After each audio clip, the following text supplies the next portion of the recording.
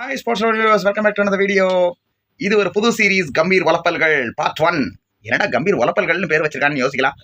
இந்திய அணியுடைய புதிய பயிற்சியாளராக கௌதம் கம்பீர் தேர்வு செய்யப்பட்டிருக்கிறாரு. கௌதம் கம்பீர் தேர்வு செய்யப்பட்ட பிறகு இந்திய அணியில ஒரு பாசிட்டிவான நிறைய வைப்ஸ் வரும், பாசிட்டிவான நிறைய மாற்றங்கள் வரும்னு எதிர்பார்த்துட்டு இருந்தா தொடக்கமே வலப்பலா இருக்குது. எக்ஸாம்பிள், பெரிய example, Shubman Gill in as vice captain in both formats, Ruturaj Gaikwad out of the side despite high performances. இதுதான் 23 மேட்சஸ் ருத்து இன்டர்நேஷனல் T20 ஆடி இருக்காரு. 600க்கு மேற்பட்ட ரன்கள் அடிச்சிருக்காரு. 40 சராசரி வச்சிருக்காரு. 143 ஸ்ட்ரைக் ரேட் வச்சிருக்காரு. பவுண்டரி ஹிட்டிங் 6 ஹிட்டிங்லையும் பெட்டராகவே இருந்திருக்காரு. வேற கில்ல பார்க்கும்போது 19 மேட்சஸ்ல வெறும் 500 ரன்கள் தான் அடிச்சிருக்காரு. வெறும் 29.7 சராசரி வச்சிருக்காரு. 334 தான் ஸ்ட்ரைக் ரேட் வச்சிருக்காரு. பவுண்டரி ஹிட்டிங் 6 ஹிட்டிங்லையும் கம்மியா இருந்திருக்காரு. ஸோ இப்படி இருக்கிற சூழல்ல அவருடைய கேப்டன்சியில முதல் ஆட்டத்தை ஜிம்பாப்வே மாதிரி ஒரு கத்துக்குட்டி அணிக்கிட்ட அவர் தோல்வியில் தொடங்கியிருக்காரு. அது ஒரு மோசமான தோல்வி. 116 கூட சேஸ் பண்ண முடியாமல் இந்திய அணி தோல்வி அடைஞ்சது எல்லாருக்குமே தெரியும்.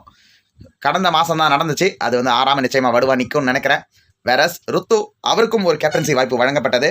இந்திய அணி 50 ஓவர் உலகக்கோப்பை ஆடிக்கிட்டு இருக்கும்போது ஏஷியன் கேம்ஸில் T20 கிரிக்கெட் இன்ட்ரடியூஸ் பண்ணப்பட்ட பிறகு இந்திய அணியும் ஒரு 3ஆம் தர அணி அனுப்புனாங்க. எல்லாமே புதுமுக வீரர்கள்.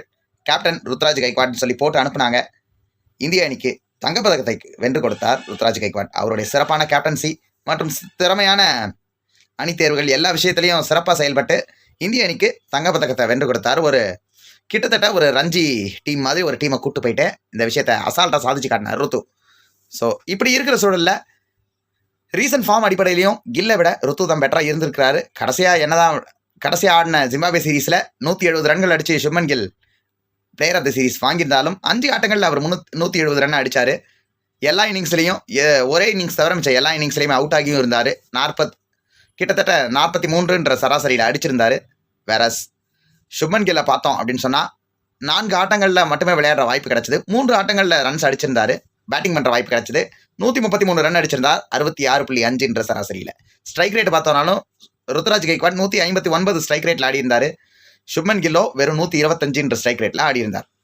ரீசெண்ட் IPL ரெக்கார்டை பார்த்தோம் அப்படின்னு சொன்னாலும் சுப்மன் கில்லை விட ருத்ராஜ் கைக்வாட் 14 இடங்கள் முன்னிலை பெற்று டேபிள், அதாவது ஹையஸ்ட் ரன் ஸ்கோரர்ஸ் இடத்துல 2வது இடத்துல இருந்தார். இவரோ 16வது இடத்துல இருந்தார். கடந்த 4 சீசன்களாக அட்டகாசமான பெர்ஃபார்மன்ஸ்களை தொடர்ச்சியாக 500 ரன்களுக்கு மேற்பட்ட ரன்களை தொடர்ச்சியான ஒரு கன்சிஸ்டன்சியோட நல்ல ஒரு ஸ்ட்ரைக் ரேட்டோட அடிச்சுட்டு வந்திருக்கார் ருத்து. பெரும்பாலான மேட்சஸில் மேட்ச் வின்னராகவும் விளங்கி இருக்கிறார் ருத்து. ஆனால் சுப்மன் கில் கடைசியாக விளையாடிய 2 சீரீஸ்களை தவிர்த்து மற்ற எந்த சீரீஸ்லையுமே 400 ரன்களை தாண்டவே இல்லைன்றது முக்கியமான ஒரு விஷயம். இப்படி இருக்கிற சூழலில் எதற்கு சுப்மன் கில் முன்னிறுத்தப்படுகிறார், ருத்ராஜ் கைக்வாட் பின்தள்ளப்படுகிறார் அப்படின்னு சொல்லி பார்த்தோம்னா, சுப்மன் கில் இப்போ கம்பீர் கப்பு ஜெயிச்சு கொடுத்த, அதாவது மென்டாரா இருந்து கப்பு ஜெயிச்சு கொடுத்த KKR அணியில் 2018 to 21 வரைக்கும் ஆடின வீரர். வேற ருத்ராஜ் கைக்வாட் கம்பீர் தன்னுடைய பரம எதிரியாக பார்க்கக்கூடிய MS தோனி தலைமை வகுத்து அவர் உருவாக்கி விட்ட CSK அணியில் அவர் உருவாக்குறதுன்னு தான் சொல்லணும். காரணம் என்னன்னா, CSKன்ற ஒரு பிராண்டுனாலே MSD அப்படின்னு சொல்லி வந்துடும் ஆட்டோமேட்டிக்கலி. ஸோ MSDக்காக CSK ரசிகர்களாக இருக்கிறவர்கள் அதிகம். ஸோ CSK அணியில் இடம்பெற்று தன்னை எஸ்டாப்ளிஷ் பண்ணி ஒரு வீரரை நிரூபித்து இன்டர்நேஷ்னல் சர்க்கிட்குள்ளே வந்தவர் ருத்து.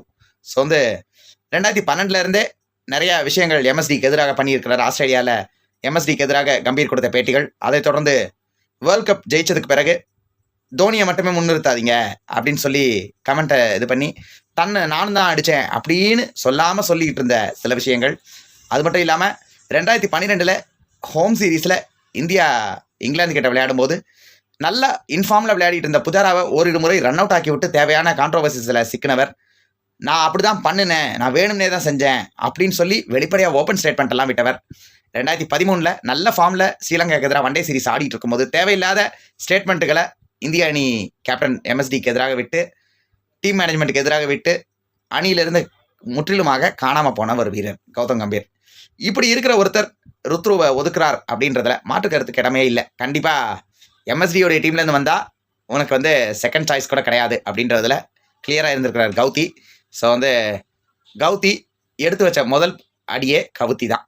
ஸோ அதாவது நம்ம MSD காரணம் காட்டி ஒதுக்குன மாதிரி தான் இருக்குது ருத்துவை. ப்ளஸ் இன்னும் சில காரணங்களை சொல்லலாம். அந்த காரணங்களை நான் கௌதம் கம்பீர் பற்றி ஒரு ஸ்பெஷல் வீடியோ போடுவேன். அந்த வீடியோவில் நான் தெளிவாக சொல்கிறேன். ஸோ ஏன்னா ஃபஸ்ட்டு உலப்பல்களை பார்த்துட்டோம் அப்படின்னு சொன்னாலும் இந்த கௌதம் கம்பீர் யார் அப்படிங்கிற விஷயங்களை நம்ம அனலைஸ் பண்ண முடியும். ஸோ உலப்பல்கள் அப்படின்ற பார்ட் 1க்கான வீடியோ முடிஞ்சிருச்சு. வீடியோ பிடிச்சிருந்தா லைக் பண்ணுங்க, மறக்காம உங்க ஃப்ரெண்ட்ஸ்க்கு வீடியோ ஷேர் பண்ணுங்க. நம்ம சேனலை சப்ஸ்கிரைப் பண்ணிட்டு பெல் ஐகானை பிரஸ் பண்ணுங்க. தொடர்ச்சியா இந்த சீரிஸை பாருங்க, உங்க ஆதரவை தாருங்க. நன்றி, வணக்கம்.